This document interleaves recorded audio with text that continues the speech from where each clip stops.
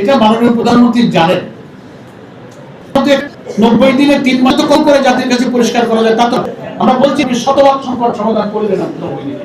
তো আপনি ধরেন 20 বছরে মহাপরিকল্পনা অর্থমন্ত্রী বলছেন, বিদ্যুৎ মন্ত্রী বলছেন 40-35 হাজার কোটি টাকা লাগবে। তো এত অভাবের কথা আপনি জনগণের কাছে বলেন কেন? বাজেট পাস করে দিয়েছে পার্লামেন্ট, হাজার হাজার কোটি টাকা আছে, কোন দিক থেকে কত যাচ্ছে আপনি টাকা দেন। বাংলাদেশের মধ্যে এত ইমার্জেন্সি খাতে এই টাকার অজুহাত, 10 বছরের অজুহাত, এটা জনগণ কিভাবে দিচ্ছে জনগণের নাক টের পাচ্ছেন না। আমি মনে করি যে এই সমস্ত মেয়াদ দিয়ে জনগণকে শান্ত করা যাবে না।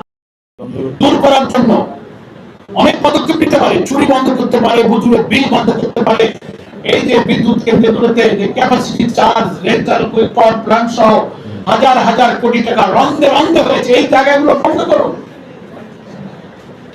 সিন্ডিকেট করে লুটপাটের মার্কেট তো খুলে রেখেছেন সরকার, এগুলো বন্ধ করেন, তাকে কত হাজার কোটি টাকা সেভ, সেদিকে নজর নাই। এখন বিরোধী দলের আন্দোলন, গণভোটের গণরায় কার্যকর করো, এগুলো তো কোনো উপায় নাই। বিভ্রান্তি আমরা, বিভ্রান্তি ওনারা এটা দিয়ে দুর্ভোগকে ঢাকতে চান, ব্যর্থতাকে ঢাকতে।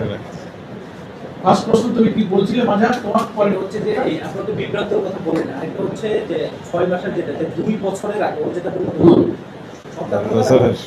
কথা বলতে এক ধরনের ওনাদের কথা বলতে তো বিল লাইন 6 বছর, আরেকজন কইছে প্রায় 20 বছর আগে মহাপরিকল্পনা। আমার মনে হয় ওনারা আগে সালিশটা বিচার, এই সালিশ নিজেরা করে জাতির কাছে একসাথে বলুন।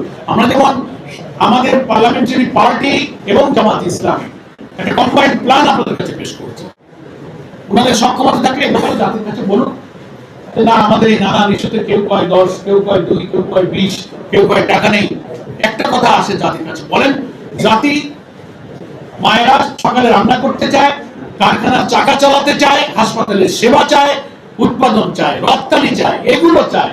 ওইসব টাকা আর নেই, হাজার হাজার কোটি টাকা বাজেট পাস হয়ে গেছে, খরচ করেন, কোথায় খরচ করবেন? এটা হচ্ছে আমরা বুঝিত ব্যর্থ সরকারগুলো সবসময় দুর্ভোগের পাতাটা চেপে নিজের থেকে বাঁচানোর জন্য এক একটা নন ইস্যুকে সামনে বিরোধী দলের উপর সব চাপ, বিভ্রান্তি আমরা ছড়াচ্ছি না।